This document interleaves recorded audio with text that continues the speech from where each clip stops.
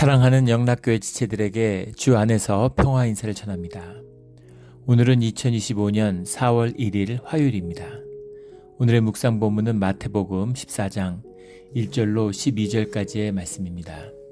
오늘 본문 말씀 14장 1절부터의 말씀은 이렇게 시작합니다. 그때 분봉왕 헤롯이 예수의 소문을 듣고 갈릴리에서의 주님이 행하시는 그 이적과 기적의 이야기들을 분봉왕 헤롯도 들었다는 거죠. 분봉왕이라고 하는 것은 이제 테트라 아르케스 이렇게 되어 있는데, 테트라라는 말이 이제 4분의 1, 아르케스라는 말이 아르코스라는 말에서 온 건데, 아르코스가 이제 룰 다스린다, 4분의 1을 다스리는 왕이다, 이런 말이죠. 4분의 1이라는 것은 이제 팔레스타인과 유대의 지역의 4분의 1, 헤롯 더 그레이트의 이 분봉왕이었던 그 유다 전체 그 자식들 넷에게 쪼개져서 4분의 1씩을 이제 물려받게 된 겁니다. 그 4분의 1을 물려받은 헤롯이 이 팔레스타인 지역의 갈릴리 지역을 다스리는 그런 왕이었던 것이죠. 그가 예수에 대한 소문을 들었다는 겁니다. 이 헤롯은 여기 이제 오늘 본문 가운데 세례 요한의 죽음의 이야기잖아요.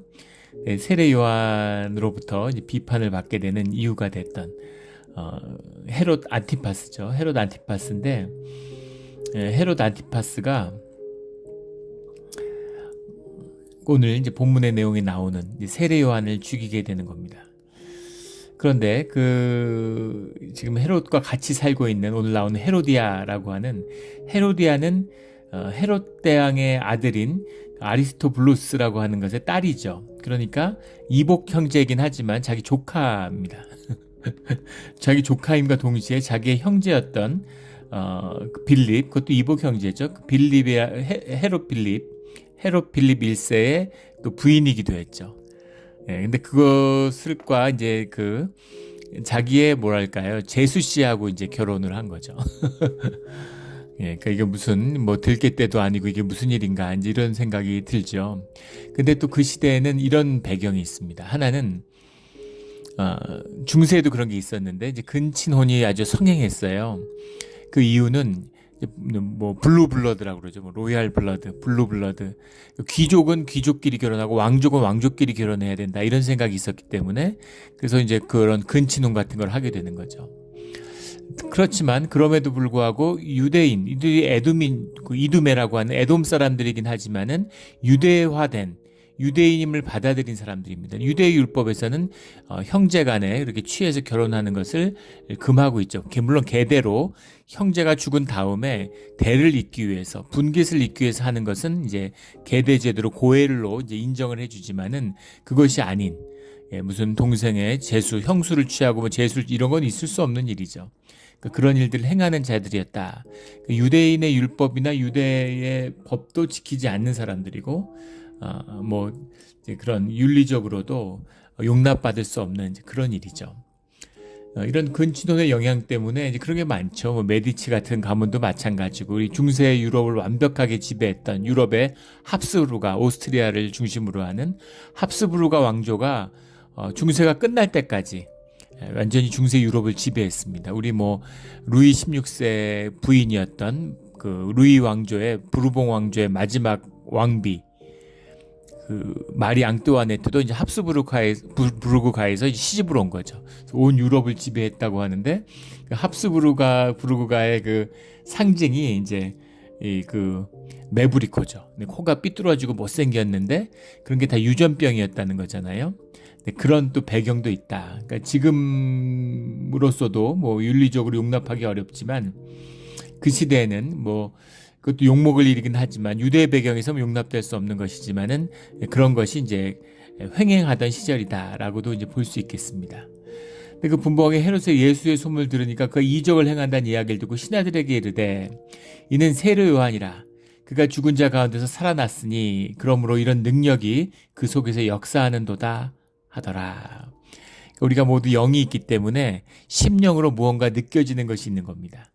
그는 세례 요한이라. 이 세례 요한은 예수님의 사역에 대한 표상이죠. 성전 제단 앞에 있는 두 감람나무처럼 주님의 역사하심, 주님의 실제와 그 원천계의 역사가 현상에 나타나는데, 그 실제가 본질이 실제화되는 것이 역사죠. 그런데 그 현상이라고 하는 것은 지나간 역사의 흔적이고 또 다가올 역사의 표상이며 그림자죠. 그렇기 때문에 현상계와 이 본질계라고 하는 것은 짝을 이루는 겁니다. 그래서 현상계라고 하는 건 이 6일의 세계와 영의 세계가 짝을 이루죠. 본질적으로는 영의 세계가 더 중심이 되지만 우리가 경험하게 되는 영은 6의 세계를 통해서인 거죠. 6을 갖고 있는데 영 속에 사는 사람이 없죠. 영과 6은 우리의 경험 안에서는 하나입니다. 그래서 우리는 성육을 통해서 6을 통해서 영을 경험하게 되는 거예요. 이 비밀은 사실 굉장히 깊은 것입니다. 이 깊은 얘기를 다 나눌 수는 없지만 우리가 6을 입었기 때문에 우리가 6으로 살아가기 때문에 주님의 유업자가 될 수 있는 것이죠. 영을 육화시키고 6 속에서 영을 피워내는 것, 이것이 유업이에요. 그래서 그것이 열매 맺는 것이고 주님은 우리에게 씨앗을 주시죠. 그 씨앗을 받아서 그 씨앗의 생명을 잉태하고 피워내는 것은 흙이잖아요. 우리의 육이라는 겁니다. 그래서 우리의 육의 삶이라고 하는 것은 의미가 있고 소중한 것이죠. 주님의 유업을 꽃피울 수 있고 우리가 유업자가 된 비밀이기도 합니다. 주님이 아담과 하와를 지은, 물론 우리가 육적으로 타락하고 원죄로 인해서 타락하고 죄의 묶임을 받은 상태에서 육이 타락해 있으니까 평생 땅을 갈아도 엉겅퀴밖에 거둘 게 없고 허무함의 종로로 타고 세상을 유리하고 떠돌고 성을 쌓고 피하려고 하는 그런 삶 속에 추락해 있지만은 주님이 우리를 창조하셨을 때 우리에게 성육을 통해서 우리의 창조의 은혜를 주신 것은 우리를 유업자로 세우기 위한 것이었다라는 거죠. 이것은 존귀한 것이고 또 예수 그리스도를 통해서 우리에게 회복하시려고 하셨던 것이다라는 것을 보게 됩니다. 이게 육의 비밀이죠. 그래서 육과 영이라는 것은 짝을 이루게 돼 있는 거예요. 천사가 아무리 아름답고 천사가 아무리 무슨 능력이 있고 뭐 대단해도 뭐 날개를 하고 날아다니던 어떤 능력이 있어도 주님의 말씀을 뭐 잘 알겠죠. 뭐 뜻도 잘 알겠죠. 그러나 천사는 유업자가 될 수 없는 겁니다. 천사는 영이죠. 그래서 섬기는 자가 될 수 있죠. 뭐 우리를 보호하는 자도 될 수 있습니다. 그러나 유업자가 돼서 주님의 뜻을 받아서 피워내는 자가 될 수는 없는 것이죠. 이 유업의 비밀이에요. 그래서 이 그림자와 이 본체가 이제 하나잖아요. 서로 짝을 이루는 겁니다. 근데 세례 요한은 예수님의 짝이라는 거예요. 세례 요한은 예수님의 짝입니다. 그러니까 엄청난 것이죠. 세례 요한의 삶이 예수 그리스도의 삶을 표상하고 있어요. 근데 이것이 영과 육이 통일되는, 통합되고 하나 되는 비밀입니다.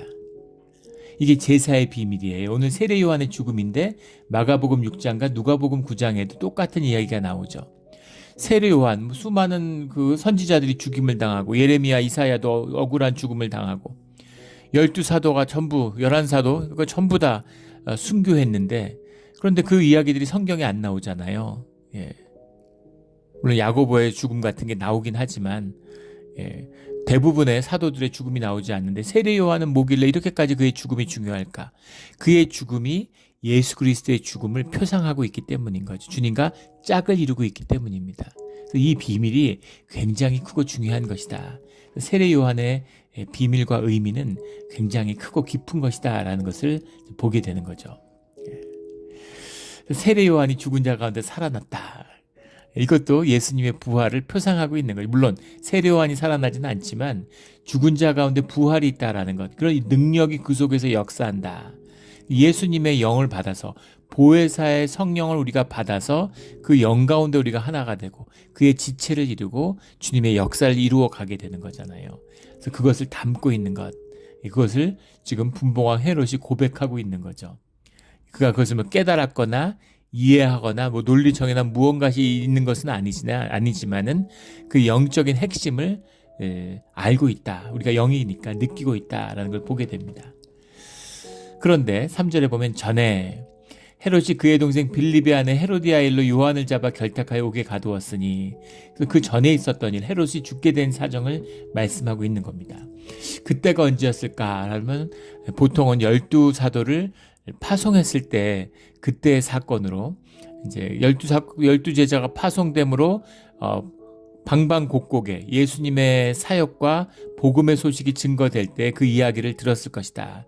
그렇게 보는 것이고, 주님이 그때부터 당신을 선지자라고 선포하시면서, 그러면서 공적인 이 사역을 본격화하세요. 그것이 세례 요한의 죽음과 이제 관련되어 있다, 이렇게 보는 것이죠. 근데 이 헤롯이 이 자기 독할딸이며 자기의 제수이기도 한 헤로디아와 결혼하면서 그 사바티안의 그 왕, 사바티안이 아라비아 반도에 있었던 이제 왕국이라고 그래요. 거기에 있던 왕의 이제 그 아르테스의 딸과 결혼했었는데, 그 이혼하고 이제 자기 제수와 결혼하니까 기가 막혔겠죠. 그러니까 그 아르테스의 딸이 자기 친정으로 돌아가 버린 거죠. 그러니까는 이제 친정 아버지가 열이 받지 않겠어요? 그 당시 결혼이라는 게 뭐 좋아가지고 선봐서 그냥 결혼 이런 게 아니잖아요. 국가 간의 정략적인 동맹이고 그런 게 있는 건데, 이제 헤롯 안티파스가 약간 정신이 나가가지고 그 지도자들이 정신이 나갈 때가 있나 봐요. 그래가지고 이런 개인적이고 욕정에 사로잡혀서 사적인 짓을 저지르니까, 그러니까 이제 그 동맹이 깨지고 사바티안 왕국이 침략을 해온 거죠. 전쟁을 하는데 이 유다가 대패를 합니다. 갈릴리 왕국이 대패를 해요. 그래서 이제 분봉왕 헤롯이 완전히 거기서 수모를 당하고 망신을 당하고 많은 이제 조공을 바치고 이렇게 되는 거죠. 근데 그것을 내가 세례 요한을 죽였기 때문에 이렇게 됐구나. 영적인 뭔가 내가 저주를 받았구나. 이렇게도 받아들이는 것도 있고, 민심이 떠난 거죠. 이두메 이 사람들이 왕족으로 지금 또 로마의 그 주구가 돼서 괴뢰 정권의 수반으로 있는 건데, 그런데 유대인들의 지지를 받아야 되잖아요. 헤롯 더 그레이트는 제2성전을 중축함으로 사람들에게 지지를 받았죠. 그런데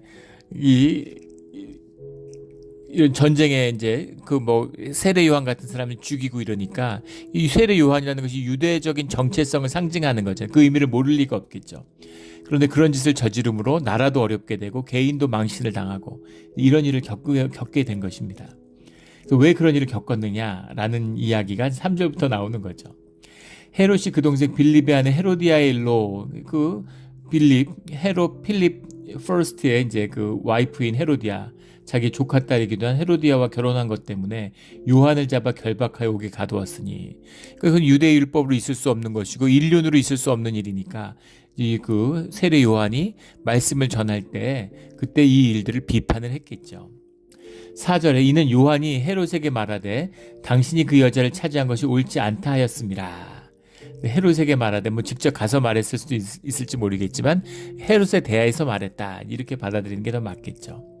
5절에 헤롯이 요한을 죽이려 하되 무리가 그를 선지자로 여김으로 그들을 두려워하더니, 이 거짓의 사람, 에고의 사람들은 자기의 거짓 에고를 공격하는 것을 자기를 공격하는 것보다 그 자기가 에고가 자기라고 생각하니까 용서할 수 없는 것이죠. 그 일체화잖아요. 거기서 자기가 기쁨을 누리고 그 거짓으로 인해서 그 우상으로 인해서 일체화된 만족을 느끼는 거예요. 내가 돈으로 에고가 일치된 사람들, 코드가 그 통일된 사람들은 세상에 아무것도 좋은 게 없고 돈만 좋은 겁니다. 돈 쓰는 건 다 아깝고 돈 버는 일은 다 좋은 거예요. 그래서 실제로 지갑에 돈이 쌓이면, 통장에 돈이 쌓이면 내가 몸이 건강해지고 내가 의욕이 솟고 기쁨이 있고 즐겁고 좋은 겁니다. 실제 그렇게 되는 거죠. 뭐 경험해 보신 분들이 있을 거예요. 그런 것처럼 권력자들은 국가와 자기가, 지도자와 자기가 일체화되는 거죠. 동일시되는 겁니다. 이게 에고의 특징이잖아요. 자기가 만든 자기의 이미지, 자기의 경험 속에서 자기가 만들어낸 가면과 자기를 동일시하는 거죠. 이게 에고의 거짓이죠. 에고 인플레이션이 일어나는 거죠. 북한 같은 데 보세요. 미치지 않고선 세계 최빈국인데 동상 만들고 금치라고 이래서 금 동상이 수만 개라는 거 아니에요? 사람들이 굶어 죽는데 어떻게 자기 동상에다 금칠을 하고 있을 수가 있겠습니까? 미친 거죠, 사실은.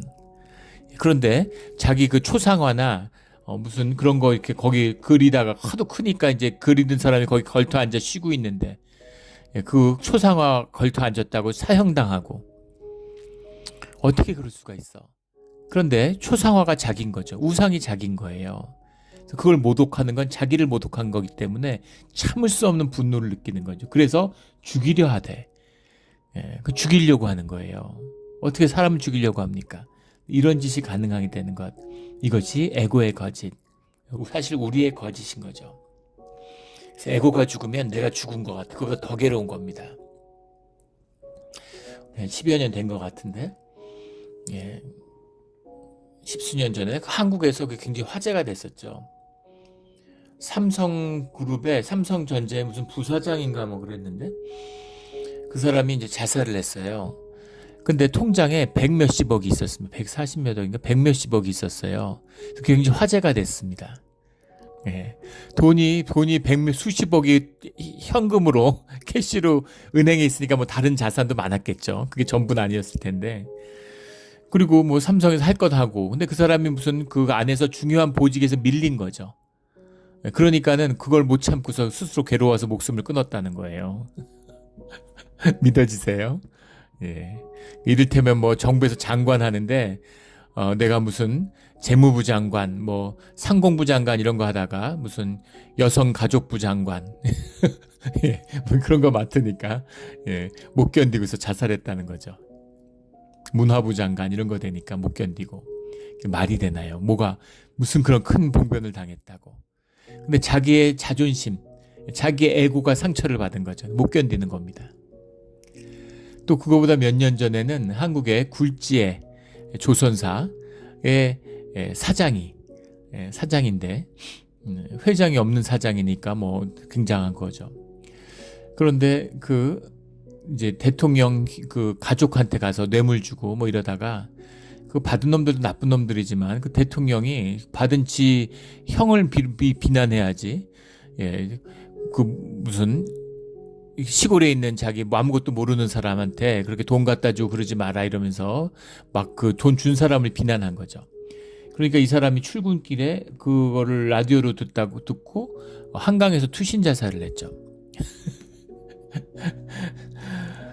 예. 자기의 그 에고가 모욕을 당하니까 못 견디는 거예요. 예. 이것이 이제 사람의 마음이다라는 겁니다. 우리가 견디는 건 에고가 모욕을 당했는데 견디는 건 힘이 없기 때문인 거죠. 힘이 있으면 우리 마음은 그렇잖아요. 생각으로는 죽이고 싶은 거예요. 이게 타락한 인간의 죄성이다라는 것을 보게 되는 것이죠. 이 거짓자, 이 거짓 에고를 꺾지 않고는 절대 종교의 진실, 본질의 삶이 회복되지 않습니다.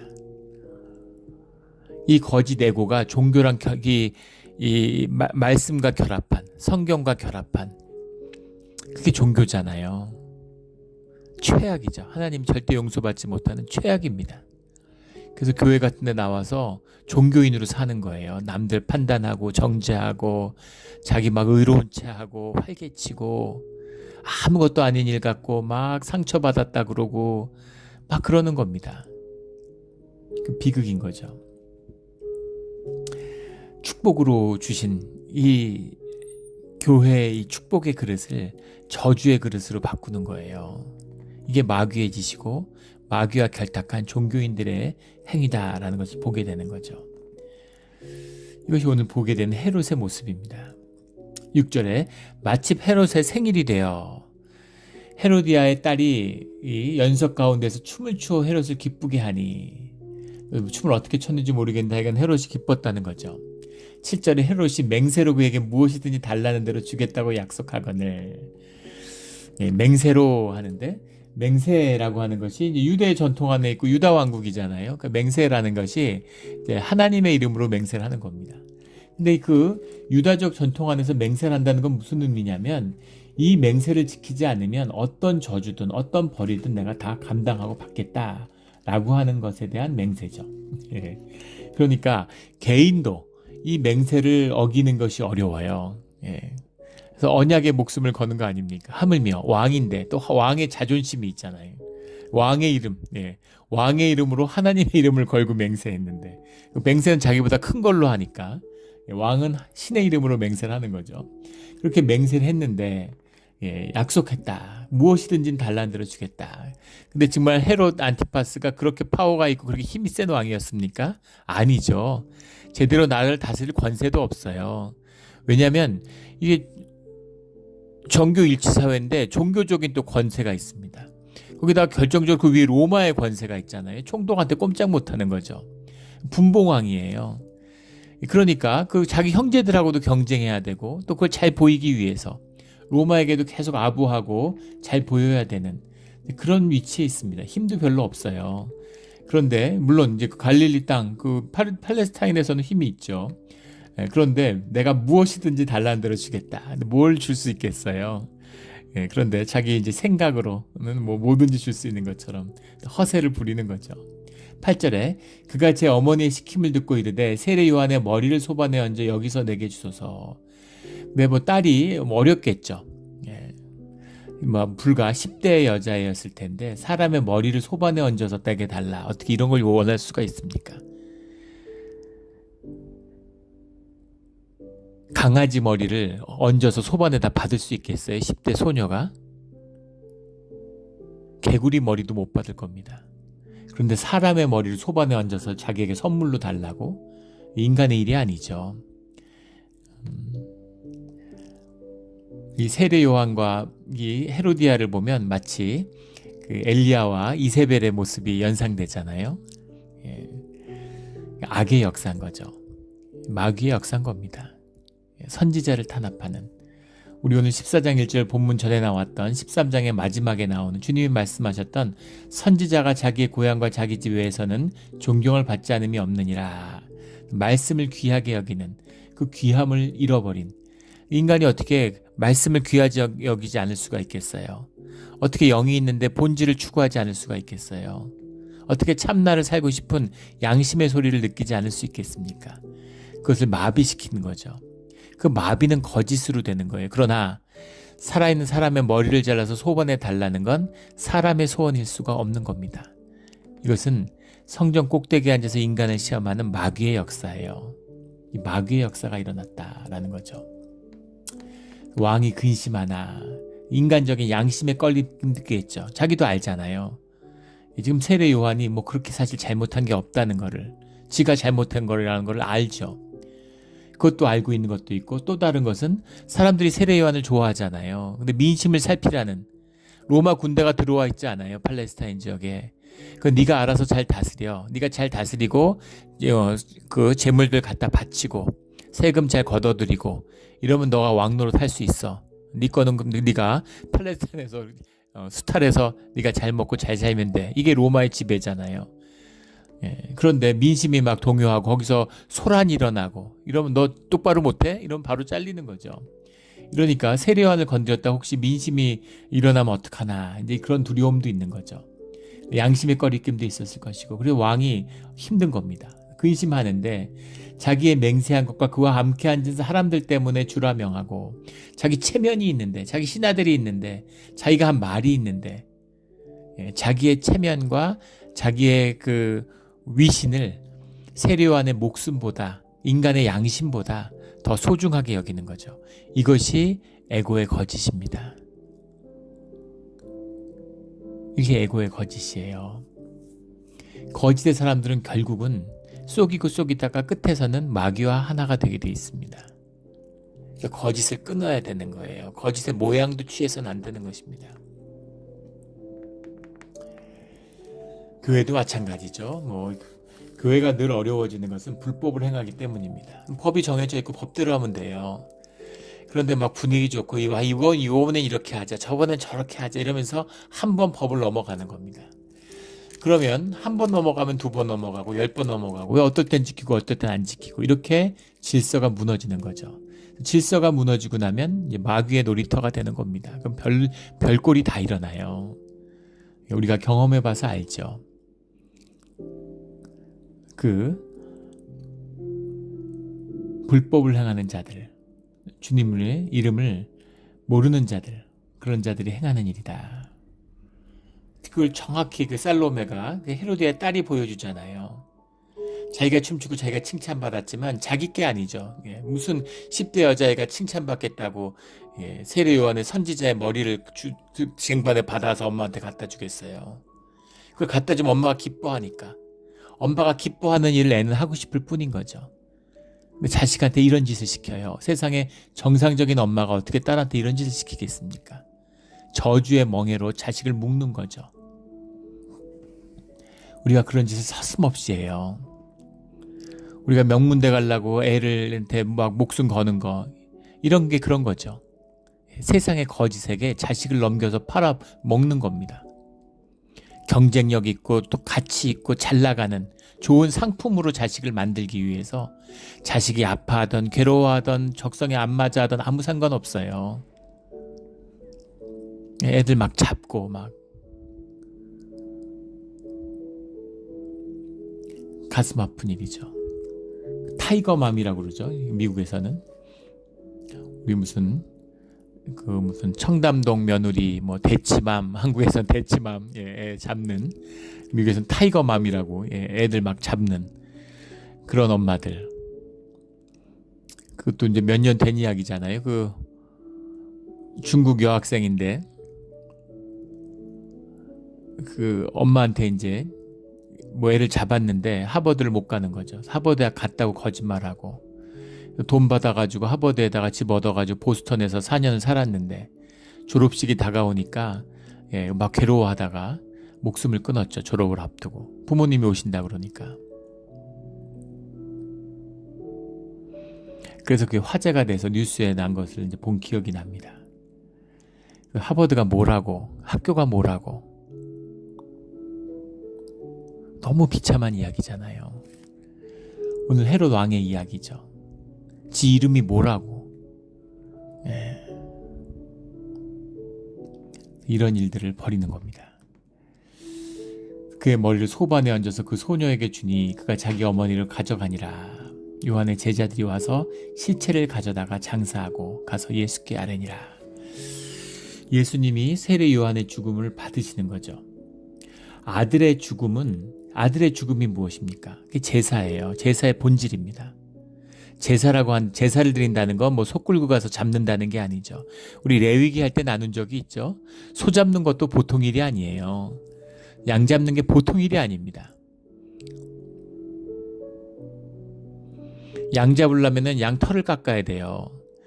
양털 깎는 게 뭐 우리 다큐 같은 거 보면은 막 호주 같은 데서 뭐 한 10분이면 5분 10분 만에 양털 싹싹, 요새 전기로 커터 같은 거로 쫙 이렇게 깎으니까 그런 것일 수도 있지만 전기 커터로 깎아도 이렇게 맨날 깎는 사람이 아니면은 서너 시간 걸린다는 거예요. 사람 잡는다는 겁니다. 그렇게 힘들대요, 그게. 소를 잡는 게 보통 일이겠습니까? 우리 예전에 다큐를 보는데 소를 잡는데 그 소를 이렇게 도축장에다가 넘겨주죠. 그래서 돈을 받아서 송아지를 이제 사다가 또 키우는 거잖아요. 근데 이제 처음부터 도축하려고 그랬잖아요. 근데 소를 도축하려고 하는데 그 소가 이제 생명이 있으니까 영물이에요. 소가 들어가지 않으려고 그러는 겁니다. 소가 다른 사람한테 넘겼는데 고삐를 주고 끌면 가야 되잖아요. 안 가려고 그래요. 안 가니까 이걸 힘으로 막 끌어가는데 걔가 뒤를 자꾸 쳐다보는 거예요, 주인을. 근데 주인이 쳐다보질 못해요. 눈을 마주치지 못합니다. 소가 자꾸 뒤를 돌아보니까 주인이 막 울어요. 뭐 엉엉 우는 건 아니지만 눈물을 흘리면서 비통해 하더라고요. 원래 잡으려고 하던 소를 때가 돼서 잡는 건데 그걸 참아 보질 못하는 겁니다. 그런데 제사 때는 어떻게 하죠? 그 소를 그 제사를 드리는 사람이 직접 잡아야 됩니다. 우리 레위기 유심히 읽어보세요. 제사장이 잡는 게 아닙니다. 봉헌자가 잡게 돼 있어요. 그 느낌을 느끼시려면 요즘에 집에서 키우는 고양이나 개 잡는다고 내가 고양이 잡아서 제사한다고 한번 상상이 되세요? 그걸 죽이려면 내가 벌써 한 반쯤 죽어야 되는 겁니다. 그 비통함과 그 고통이 없이는 그걸 잡지 못해요. 그 아픔을 느끼라는 거죠. 그 아픔이 제사의 본질이라는 겁니다. 내가 죽어야 되는데 내가 죽지 않고 내가 키우는 소를 죽였어. 내가 키우는 양을 죽였어. 그 비통한 아픔, 그 아픔을, 그 죽음을 받는 자식의 죽음이잖아요. 나의 죽음. 자식의 죽음은 나의 죽음이기 때문에 나의 죽음으로써 자식의 죽음을 드리는 거죠. 자식의 죽음을 드린다는 건 부모가 아들의 죽음으로써, 자신의 죽음을 아들의 죽음으로써 받아들인다는 겁니다. 아브라함이 자녀를 바치는, 직접 바치진 않았지만 마음으로는 바친 거죠. 이미 마음으로는 죽었어요. 자식을 바치는 아버지의 마음은 죽은 것이죠. 그 죽어있는 마음을 주님이 그 아픔을 받으시는 겁니다. 아들의 아픔으로. 세례 요한의 죽음이 있으므로 하나님의 그 죽음을 받는, 세례 요한의 죽음이 드려짐으로 예수 그리스도의 죽음으로 그 죽음을 받는 것이죠. 그래서 땅의 제사가, 희생의 제사가 예수 그리스도의 죽음으로 완성되는 거예요. 이 제의적인 의미가, 그 영적인 의미가 이 말씀 가운데 들어있는 겁니다. 그래서 이 말씀의 뜻이 모든 복음서 가운데 중요하게 자리하고 있는 것이죠. 그냥 요한이 죽었다더라 이런 이야기가 아니죠. 그리고 이 죽음은 오늘 우리의 십자가와 연결되어 있는 겁니다. 내가 가족을 위해 죽었으면 하나님의 축복과 하나님의 권세가 우리 가정 가운데 나타나요. 내가 교회를 위해 죽었으면 교회 가운데 하나님의 권세와 하나님의 영광이, 하나님의 일이 나타납니다. 이게 십자가의 비밀이죠. 그 비밀을 말씀하고 있는 것입니다. 아버지가 죽으면 와이프가 살아나고 자식들이 살아나요. 생명을 누립니다. 아버지가 시퍼렇게 살아있어서 큰 소리 꽝꽝 치고